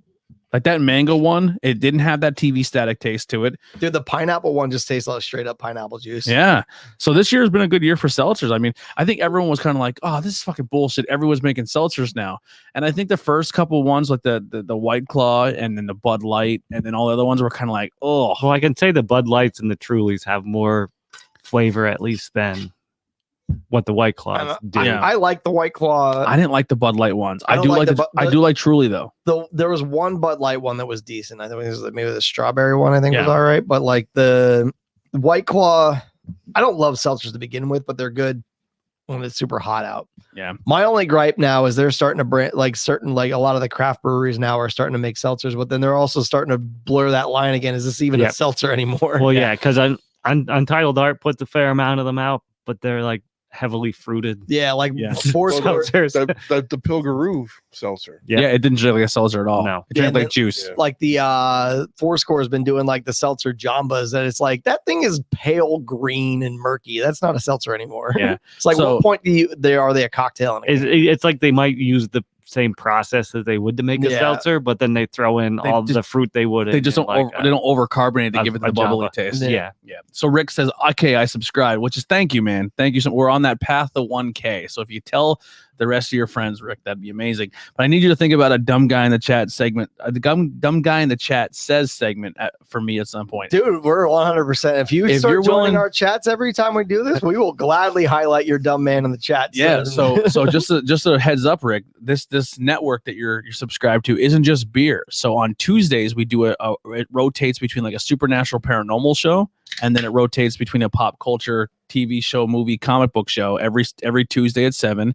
And then on Thursdays we talk pro wrestling at 7:00. And then on Sundays, every other Sunday we're live. We do a pre-recorded one Sunday and then a live Sunday the other Sunday. Because I actually do wrestling commentary on Sunday, so we have to stagger our Sundays sometimes. But if you're willing to hang out, we'll put you in the chat like we are right now. And then he says, I'm more of a 2-ounce beer guy, 2-ounce can beer guy. I get them all around here for about $1.50 each. And 24 ounce. So you're a natty daddy guy. Natty daddy. I'm more in the 24-ounce beer. Yeah. And I was an indie wrestler, mostly a ref. That's exciting. Nice. Where are you from? Do you know who we are? Did you just stumble across us? Because I do I help out with the independent wrestling scene. I do commentary. Yeah, and no, also, one of our buddies that is an indie wrestler sits yeah. on 2 of the shows. Yeah, Andy Header, who's a local Three of wrestler the in our shows. area. 3 of the shows. 3 of the shows. He's a man. He's a workhorse. But yeah, I do wrestling commentary, and I also help produce and film wrestling shows. Texas, that's cool. I just interviewed a guy from Texas for his local wrestling promotion that just started. Nice. Yeah, Wrestle Wave. Yeah. So thank you for hanging out. And he said, no, I just stumbled on here. Well, we're glad to have That's you. awesome. Thank you for hanging out. We Thanks need for more stopping by. people like you, Rick. Yeah, we share it up. Woo! Woo! He goes, I will watch. I like you guys. Well, we like you too. We love you. So let's go. Like, we only on this last beer, and we have 2 more to talk about for our top 5 summer beers. So I'm going to start off my next one, and this is one of my favorites all year round too, but especially in the summer, is Negra Mondello. Yeah. It's my favorite Mexican beer. It's a dark lager. It's usually my go-to anytime in a Mexican restaurant, but also like when I'm cranking stuff out on the grill. It's really hot out. It's a really, it's dark, but it's a really nice, easy drinking Mexican lager, and I love it. Yeah. I'll piggyback. I don't have a I can't fucking talk. I'm a little buzzed. Anyway, I don't have I like the style of Mexican lager. So in the summertime, they normally pop out a lot, and I'm a fan of that style of beer. Like that's another example. Like in the right circumstance, I could sit on the back porch all day with one of those, or even a Corona. Yeah. But I could do that any day. Like I don't consider that a seasonal beer. Same to, like your last, and I'm not busting on you either, but like your last pick was a Pilsner. Like, I can drink a Pilsner in February. I can drink a Pilsner in July. Yeah. To me, it's not a seasonal thing. Mm-hmm. Again, like I said, I'm all over the board with what I like. It's a lot of my beers I drink all year round. Yeah, I basically, because I don't drink darker I do beers. drink them all year round, but I think more so I see myself gravitating toward them more during those seasons. Like, I don't typically buy Negra Modelo for the home, but like when I'm low, I'm going to be doing a bunch of stuff on the grill. Like I'll grab a 6-pack or 12-pack of bottles and have at it. But like I won't buy it in February. But if I go to a Mexican restaurant in February, I'll probably get that. Yeah. I love Pilgaroos. And sorry to keep bringing them up. If you're a professional wrestling guy, Rick, Pilgaroo is owned by professional wrestler Tony Deppen, who just was announced that he'd be wrestling at the next GCW show. And also, he's going to be wrestling Matt Seidel at True Wrestling, which is pretty fucking exciting. So I'll probably go see that event. Where's that at? True is normally, it's somewhere in Pennsylvania, but I'm not sure exactly what city, but it's probably not super far away, but I'll definitely go do that.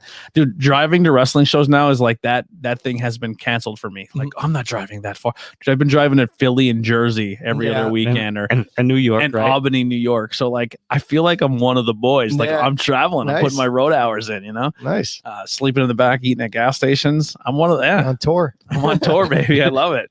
I told Heidi, I said, listen, like if this ever takes off, like I'm all about this life. Like, I would live in a van. I don't care. I love it. See, I used to want to be about that life with the band stuff. Now I couldn't see myself living in a van, living on scraps and fucking gas station food. Oh, I'd love it. 6 weeks at a time. I would fucking love it. For a weekend, yeah, fine. But like for no, I couldn't do it. Yeah. Not almost 40. Probably a terrible story to tell, but I was at a show in Albany. And the Rock and Roll Express, Luke from the Bushwhackers was there. Fucking, I'm having a brain fart. Ellerling, Paul Ellering, his daughter, yeah, was wrestling. But like, you're in a locker room, right? So people are getting changed, and the Rock and Roll Express don't give a fuck. So like what, almost 70? Yeah. So I seen everything I needed to see from the Rock and Roll Express.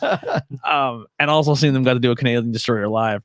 So the team they wrestled is a team from the area that I've always heard a lot about from Andy. They're called the Stepdads, and their whole gimmick is their dad. So they bring thermostats out to the ring, like, don't fucking touch this. You know what I mean? Like, they're funny. And they wrestle the Rock and Roll Express. Every tag team in the world wants to wrestle Rock and Roll Express. So they wrestle them. They take the Canadian Destroyer. They come backstage. They're like, hey, can you do us a huge favor, man? Can you take a photo with us with the Rock and Roll Express? I said, fuck yeah. Like, I'm not even in the photo, but I'm excited to take it. You know what I mean? So they're like, yeah. They're legends, man. So Ricky's changing, and all he's wearing right now is a t-shirt. That's all he's wearing. Everything else is out. And his teammate was like, okay, can we get a photo? He's like, yeah. And he looks over at his partner and goes, well, we got to take it right now. So 40 years later, they're still ribbing each other. So literally the photo is from the chest up and him sitting in a chair doing double thumbs up. And everyone's fucking crying, laughing because everyone knows from the bottom down, it's just because he's trying to because he didn't know if I'm cropping it. So he's like, he has a shirt covering his junk. So it's like I'm taking a photo and I'm staring right at his bread basket and everyone else is smiling. Like, it was the best, hands down, my best wrestling photo I ever taken in my life. Yeah. Here we go. Rick's back. I did some shows with ECW guys, New Jack, Mikey Whipwreck, Tommy Dreamer, but they were in a tiny fed. Nice. Mikey Whipwreck used to be the head trainer for PPW. Mikey Whipwreck was always awesome. So was Tommy Dreamer, and New Jack's out of his fucking mind. New Jack was supposed to be at the convention. We were supposed to be at a couple weeks, like last month, but he passed away before it, so I didn't get a chance to actually meet New Jack. Tommy Dreamer's on my list. I love fucking Tommy Dreamer. But I have met the Blue Meanie a bunch of times. HC Loke, I see all the time. Trying to think of other ECW. I met Sandman a couple times. Dude, I miss ECW at the Hamburg Fieldhouse. Yeah. And my favorite memory of Hamburg Fieldhouse ECW was RVD and Jerry Lynn, one of their epic matches. So we were at, I think, second row, and RVD throws Jerry Lynn into the crowd right where we're at. So, and then RVD dove off the turnbuckle into our seats onto Jerry Lynn. I'm like, this is so fucking awesome. Dude, every podcast in this network somehow devolves into professional wrestling, and I'm all about it. New Jack's matches. So if you've ever been to the Hamburg Fieldhouse, I can't remember if they are currently that way or not. You've been there more recently than I have, but so the chairs there are very, very hardwood chairs. Mm-hmm. They're not like the steel chairs. I remember like 1970s elementary school chairs. Yeah. So I remember one of the shows with New Jack, and I forget who he was against, but he taking one of the Hamburg Fieldhouse chairs and breaking it over some dude's head. And they're like hardwood. Yeah, that fucking hurt. Holy shit. Hold on. Ladies bark. I'm gonna see what's going on. You guys want to talk about the But yeah, so this last beer we got going on, I bought this. I'm gonna straight up say I bought this solely because of what it's called. It's called Glam Metal from the Wilmington Brewing Company. It's a hazy imperial IPA brewed with tart cherries and lactose. So I honestly didn't look at that when I bought it because these are things I don't love. But this is one that as you drink it, I think it gets better. I mean, as you let it get warm and drink it, it gets better. Like it's got the creaminess from the lactose. The tart cherry is there, and I think it's nice. It's not. It's like an undertone instead of a primary. Yeah, like it doesn't overpower anything. But I think, it's funny drinking it now and letting this can sit for a while, because I don't know when this one's brewed either. But I think this is actually better now than when I had it earlier. Did we read it off? No, not yet. We didn't read the description. We just kind of talked about what's in it. I have it up. All right, go ahead. Glam Metal from the Wilmington Brewing Company of Wilmington, North Carolina. It is a Imperial Double New England IPA coming in at 9% ABV. It's been checked in 936 times. I have 6 friend check-ins. Bill's my highlight. Goddamn you. Hazy Imperial IPA brewed with tart cherries and lactose, all Eldorado hops. And the flavor profile is tropical, tart, citrus, hoppy, and floral. I didn't even pick up the cherry until you said it. It averages a 3.94, and on the 6 friends, it averages a 4.18. Yeah, I'm into this. I think I'm gonna protect the 4 on it, but I'm into it. I like it a lot. Sorry, I thought that was Heidi fucking messing in the group chat and she would yell at her. Yeah, this is good. I really like this one. Speaking of Glam Metal, I don't know what you guys are doing next Thursday, but if you get tickets, me and Heather will be at the Fozzy show in HMAC. You can come hang out with us. We can do some stuff before the show. It's one of those trips where I have to literally right after work leave and be up there. But we one of the local radio stations around here, we became friends with the podcast, and he gave us 2 free tickets to go see Fozzy. So me and Heather are gonna go. If you're not going to the show and you would like to join Brian at Pilgaroo, they're having a wrestling trivia night. Wrestling trivia night. And I'm sure Brian doesn't need the help, but if you want to go hang out with him and get that W for the podcast crew, that's available for you as well. He said, I'm pretty good friends with Necro Butcher, if you know who that is. Yeah, absolutely. Yeah. Fucking CZW. Yeah. Dude was out of his mind. But enough about me. The show shouldn't be about my awesome wrestling career. Dude, it should be about your wrestling career. You should come on and talk to us. It's all about the beer. It's always about everything in life is professional wrestling. You have to live the gimmick, my guy. It's all about Glam Metal. I'm into this. I think like I would definitely have more of it, but compared to the other stuff on the show that we had today, it's not super high for me, but I really, really enjoy it. I like it a lot. I actually like it better now than the cherry's really strong. Before. The aftertaste for cherry for me is strong. I think this would be a better winter IPA. Yeah. But like I said, I bought it simply because it said Glam Metal. I didn't even look at what it was. Well, let's get, we are running a little bit here, longer here. So let's, because the chat's active, which we like. The chat is great. I love that. One last one before you all leave. Do you do any live streams on your personal channels? No, we do not.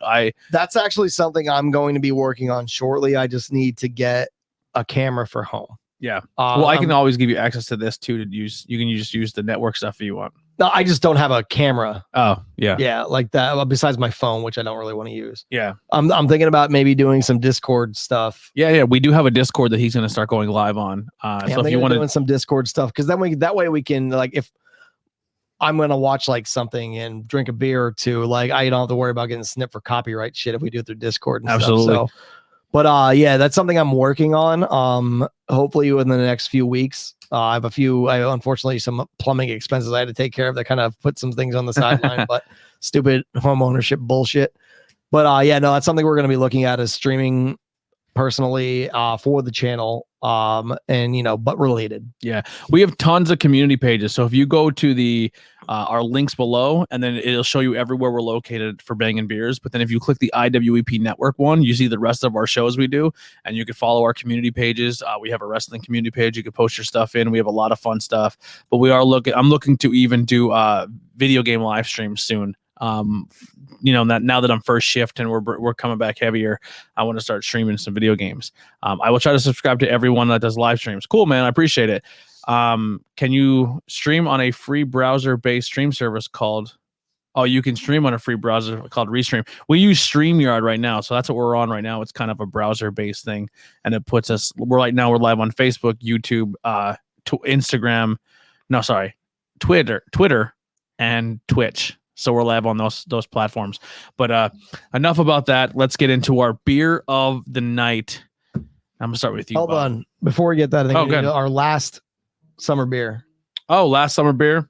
So mine is a tie because there's one beer I have not seen it in a long time, and I loved it. I don't know if they don't make it anymore or it's just not making it to our area. But Terrapin Tea Time. Okay. It is a black tea lemon sour, and it is and tea time spelled like golf tea. But actually, is it golf tea or is it? I can't remember. I think it might be tea time. The tea. The Terrapin makes a really good watermelon beer too. I don't know. I've seen it, but I don't think I've had that one. But next summer's goal is just watermelon out. But all watermelon. But all the tea watermelon. time, it's literally it's like Gears iced tea that fucks you up. Like it's lemon tea. Sour, it's awesome, but is it like skooking around? Another Pilgaroo shout out. It's different, so it's more lemony, but and more tea. Like I thought Pilgaroo's is more like I get the beer more than I do the Gears iced tea in that one, which is still good, but it's between that and but my go-to like sitting around like grilling, going to my buddy's cabin, doing something in hot weather is usually Busch. Yeah. Like, I mean, you can't beat like a $16 or $18 1230 pack. I'll piggyback. You know what was a good summer beer this year for me? And everywhere I had it, I enjoyed drinking it for the most part of the day. Busch Apple. See, that one I don't love. That to me is more fall because of the apple. Okay. I mean, if we're going to talk summer, why not the Natterdays pineapple? Yeah. You're right. That's my summer beer. That was it. I only had one can of it, but I liked it. we have 30 packs on sale right now for like $12. Grab one and bring it. I'll be good All money. Fucking smack them down. If you come back later for the pay-per-view, if you swing by, grab a 30 pack and that. Well, that'll be our podcast. That'll be our pay-per-view beer. We'll just pass them around. But a 30 and a pineapple. Yeah. But yeah, the between Busch or PBR is just my normal. When it's hot out, I'm gonna drink. I mean, I'll drink them a year round too, but I feel myself buying more of it in the summer. Yeah. Bob or Bill, sorry. I'm gonna go with the Radler from Bitburger. Okay. Oh, holy shit! I forgot about that. Yeah, it was in like a variety 8-pack that we had gotten in, and it's like not even 4%, but it's good. Bob, Same spot as last time. Just do you have a style or a beer that kind of catches you? I mean, for a season, not particularly. I mean, like in the spring, I might look out for box. In the fall, I might look out for double box or the Marzens. Mhm. But because it's the only time you can get them. But yeah, nothing really sticks me for summer. Yeah. Or if we're gonna go seasonal too, then when for every winter, I always look for the new Santa Claus releases. Yeah. But yeah, just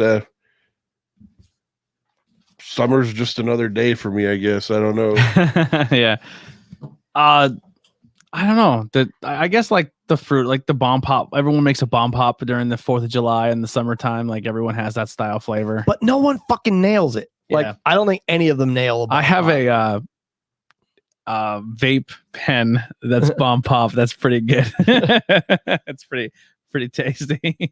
But yeah. But Bill, we'll start with you, or Bill or Bob, whoever wants to go first. We'll go beer of the night. Not even thinking about it. Flying Machine, Escape from Lager Mountain. Bill, Same. wow. Andy, Well, I'm not gonna vote because of the one I want, so I'm gonna go with that too because that's also. that was my pick as well, dude. Clean sweep, dude. That was good. It was a good beer. I'm putting Oh, that for a can out of the night too. Dude. It's just a great beer. All right, we'll start with Bill. Number 2. Number 2. I'll go with that guy. You're going Blackbeard. Same.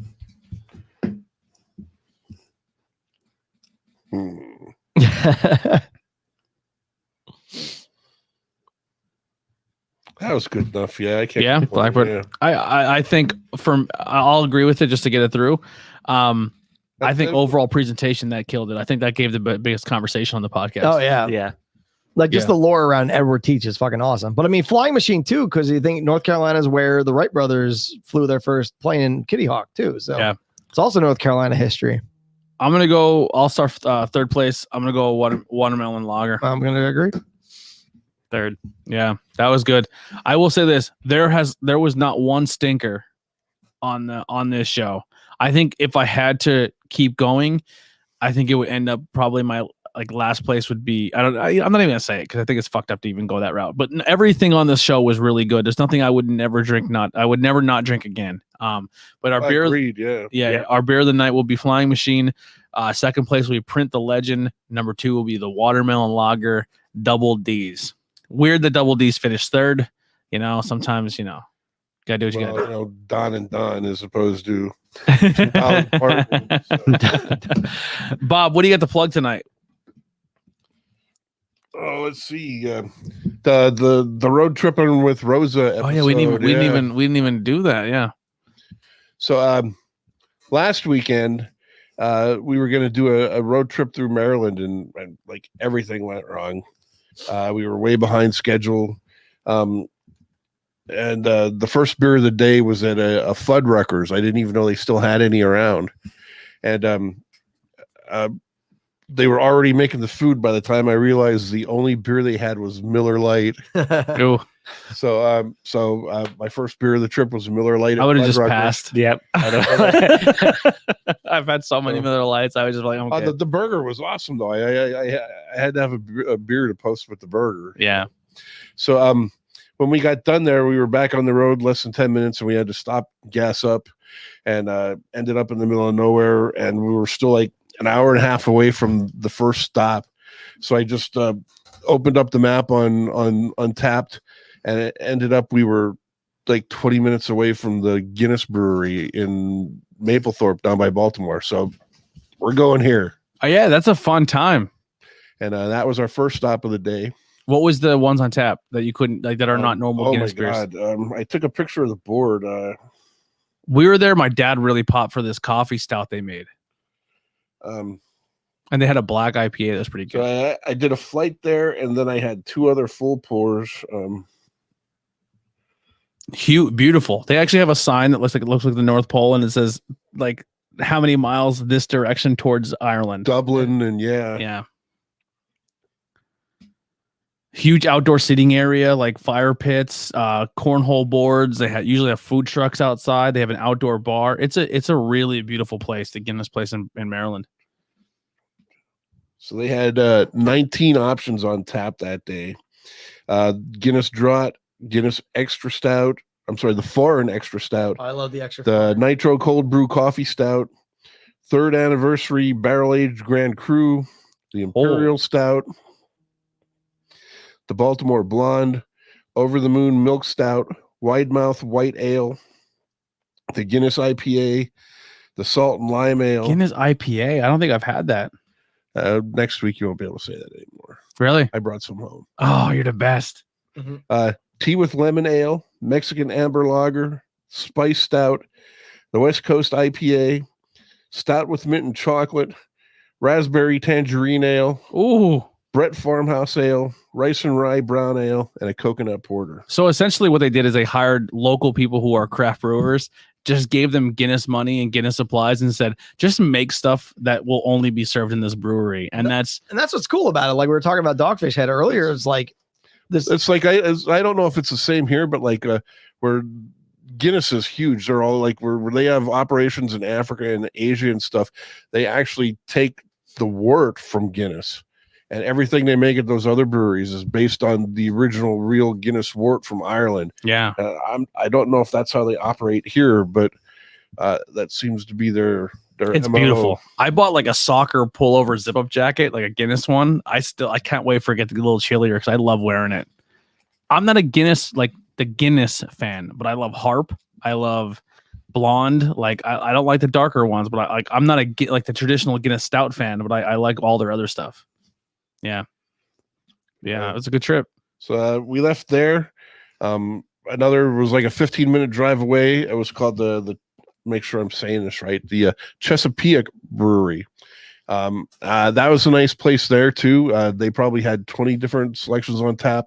They had a cask ale that was based on Earl Grey tea with cayenne pepper. Oh, that sounds awesome. It was fantastic. And one of the neat things there is they had a plaque on the wall with a story about the name Chesapeake. And actually, if I didn't close my photo album, the Chesapeake, they say I believe it was the 7th oldest place name still in active use with the Department of the Interior or whoever it is that's responsible for maintaining the database on place names and mapping and whatever in the United States. There it is. So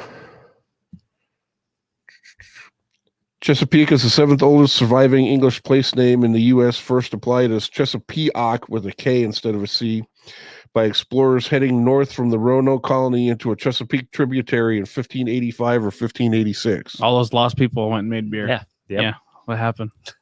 Mystery solved. We left there and it was another very short trip. We went to the Firm, PHERM brewery next. We had a pretty decent time there. They directed me to the unofficial sticker location. Did you throw one up? Yeah, so there's a sticker in the men's room there. We made it, baby. We made Hell it. yeah. And actually Chesapeake too, he said there is a name that he traded me one for here and then I bought the rest of them. But I found a new sticker site, by the way. Sticker Depot. $60 for 250 3-inch stickers. 3-inch. The big boys. The big Nice. boys. Way better deal. At first I was thought a it was good deal. fake. It was a Facebook ad, and I was like 100% fake. I'm like, fuck it. I'm gonna go through PayPal. if they fuck me, I'll get my money back.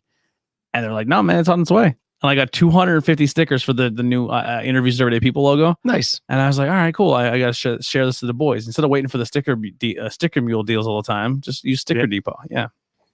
Sorry, Bob. That's all right, man. And then when we left there, we finished the trip at the about a mile down the road, the Frisco Tap House. It was a pretty decent sized place. They had over 30 taps. Do you ever go to a brewer and be like, hey, no offense, I had a great time here, but we're on like a little beer trip. Where do you recommend? Do you ever ask them?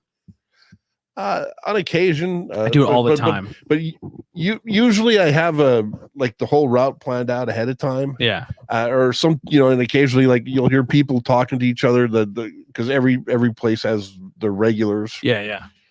And that's what we did. What's what we do in California. I was like, all right, we're here. Sometimes the places are cool too. They'll even say, "Oh, you're from out of town. You got to make sure you stop here before." Exactly. I love that shit. Like if someone come up to me and they're like, and they're at like Black Rock, and they're like, "Oh, this is good, but I'd love to try like a sour or something." I'm like, dude, right up the street's fucking Pilgrim. Like this place is great, but like you got to explore. Like especially if you're out of town. Like where do I go? I'm like, oh, you got to fucking you got to go here. Like I love that shit. I love interacting with the locals to be like, what's your potato chip? Like, what's your Middlesworth? You know what I mean? Like, I want to know that stuff. Especially I'm out of my area, I love it. Then yesterday we went to the Hamburger Fest. Ooh, dude, I'm a sucker for a hamburger. I mean, look at me. I'm a fat fuck for a reason. Yeah. But it was crazy down there. To be honest, though, in the whole pandemic thing, that was the only time I was actually around people. Some doubts came into the back of my mind about the common sense of being there. Yeah. But we had a good time. We were at both beer gardens. The bands playing at both sides were excellent. The first one had Rusty Rail and Yingling, and it looked like everything in the second one was all Anheuser-Busch products. We just missed the burger eating contest. Would you have entered? No, maybe 10 years ago, not anymore. Yeah. So some dude ate 22 hamburgers in 10 minutes. Holy shit! That's wild. Even do that. That's with the buns too. I would have shit my pants on stage. 100% would have shit my pants on stage. There's no saying there wasn't a hole in that chair. Yeah. Here's my thing. I don't know if it's just me or my stomach's fucked up from years of just eating and drinking like a fucking psychopath. But like as soon as something hits my mouth, it's like my stomach holds it and they're like, time to make room. And it's like 3 minutes after he's like, it's time to go. Like, I don't know. I don't know if that's healthy. If you're a doctor, tell me. Ric Flair, if you know, let me know. But Ric Flair also said, I am Rick said, great news, boys. I put a beer in the freezer, sat for about an hour. Nice icy cold beer. Tip for the panel. So hell yeah. I am Rick is his first time hanging out with us. He's drinking a beer with us. I don't have anything full at the moment, but yeah, thank you so much, my cheers. Guy. Yeah. Major score on the hot sauce as well. There were a bunch of hot sauce vendors. We hit people love watching people struggle eating hot sauce. Yes. Maybe we'll do an episode. All right. Actually, I spent over $100 on take home hot sauce. And just if I could give a quick shot. Absolutely. These are all local regional companies. If you see any of their products anywhere, give them a try and support some local small businesses. Island Harmony hot sauces is out of Schuylhaven. They're actually down by Lake Winona somewhere. Oh shit. 22 Peppers. Real quick, did you see that barbecue place is open up by Lake Winona? Like it's like just being built. It's like I don't know. It looks pretty cool though. I want to stop in and try it when it gets done. We'll have to head out that way. I haven't been out that way in a while, but yeah. 22 Peppers are from Breiningsville. And Happy for habanero. All their hot sauces are a blend of habaneros and some kind of fruit. And they were from Fogelsville. So literally what's going to happen is if we do a hot sauce episode, all you guys are going to be like, nothing. I'm going to be just like, I'm fucking dying. Just passing out. We got to have Tim from Hothead's Hot. We keep saying it, Tim from Hothead Hot Sauce, but I'm down. Like, listen, I don't like hot food, but if it's for a gimmick, it's for the fucking podcast. I'll fucking struggle. I'm not into it to burn my bunghole too. I mean, it's there's got to be flavor there. Yeah, exactly. That's the big thing about hot sauce. Like, I'll take the pain as long as it's really good. Dude, I ate the chocolate Reaper, whatever was on the hot sauce YouTube show, dude, I almost I was in pain. Actually, speaking of hot sauce too, next weekend, the Boyer's Hot Pepper Festival. Yeah. Oh, the Burks. Yeah. Are they doing it? Yeah. They got canceled the past year. Yeah, I know That was a beer fest and I didn't pepper, know right? that I didn't see that they. Friday and Saturday. Oh 2 shit! I days. didn't see that they upped it. Fuck. I'm busy next week. I can't go. So if Shit, you guys I don't go and know if I can support, let me go. know. I have a bunch of I stickers don't if you know if need I can some. go. I didn't see that they redid it. That was Yeah. man, that's a good time. Yeah. Is that all you got to plug? Yeah, that was pretty much for me, especially for me, actually. Yeah. Road tripping with Rosa, baby. I love it. You go out and you spread the good word of the Bangin Beers podcast, like the Lord. I got that bag of stickers goes with me everywhere now. I have more if you need it. I have so many of those small fucking 2-inch ones. What do you got, Bill? I'm gonna say, even though we had beers from North Carolina, to go to your normal shops or try different ones. Whatever's local, help them out. Yeah, help them out. I did pick up there's a new Dogfish variety out, a hoppy one. It's the Slightly Mighty, the 60-minute, the 90-minute, and a dry hop Pilsner. Is that available at the Craft House? Yes. Ooh, I might have to go grab that variety pack. That sounds like a good time. If you bring the Natter Days, if you can swing by, grab that one as well. I'll throw you the money. Andy. October 30th, Killswitch Engage tribute set with Faith in Exile. The official show details haven't been out, but it's gonna be at Pineview Acres. Oh, it's gonna be some. Oh, really? Yeah, I'm into that. it's gonna be a great time. So October 29th and 30th, there's going to be a special bunch of different bands doing tributes to other bands. Yeah, so it's like it's all bands covering other bands. Like, So- but you have to do the whole set list as that band. It's like the gimmick of the show. It's gonna be a lot of good time. But so Faith in Exile, we're gonna be doing a Killswitch Engage tribute set. So if you like Killswitch Engage, come on out. Yeah, I'm But excited. if you like all, the announcement should be coming out soon about what all's going to be involved. But I'm gonna say there's probably some Weezer, probably some other stuff, Some Tweezer. some Deftones Brand I new. hear, maybe some brand new I hear. So. But none of the songs you want to hear. Maybe I don't know. But there's going to be a bunch of really cool stuff. I don't know who's doing what yet, but I don't know what all the covers are going to be. Maybe What? some Rancid. Possibly. Maybe. I don't love Rancid, so I don't really care about that one. But whoever's doing, I'm sure will kill it. Yeah.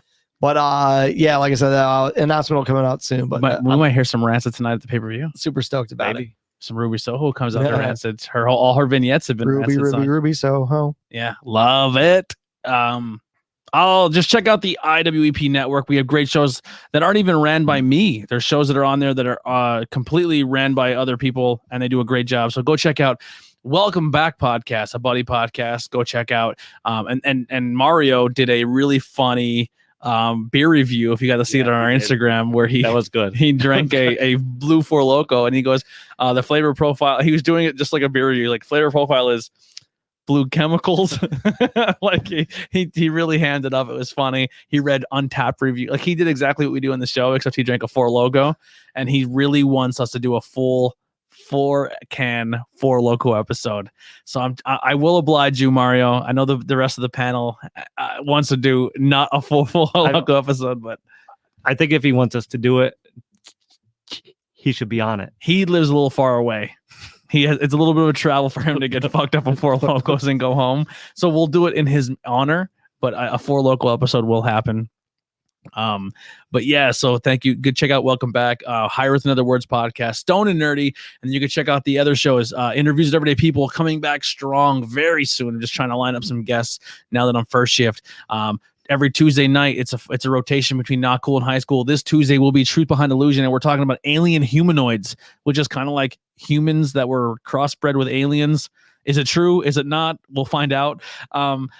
So that show is pretty much Tori is going to tell us a topic, and then me and Andy decipher if we think it's real or not. It's going to be a fun dynamic. Truth Behind Illusion is back and better than ever. Also, Thursdays, you can check out Tornado Tag Podcast, and I will be, if you want to come hang out with us at local wrestling shows, we'll be at PPW, Outbreak, Camp Leapfrog, and CFU all these upcoming weeks.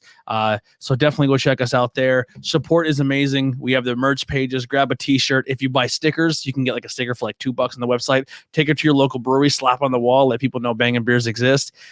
Anything to help us out.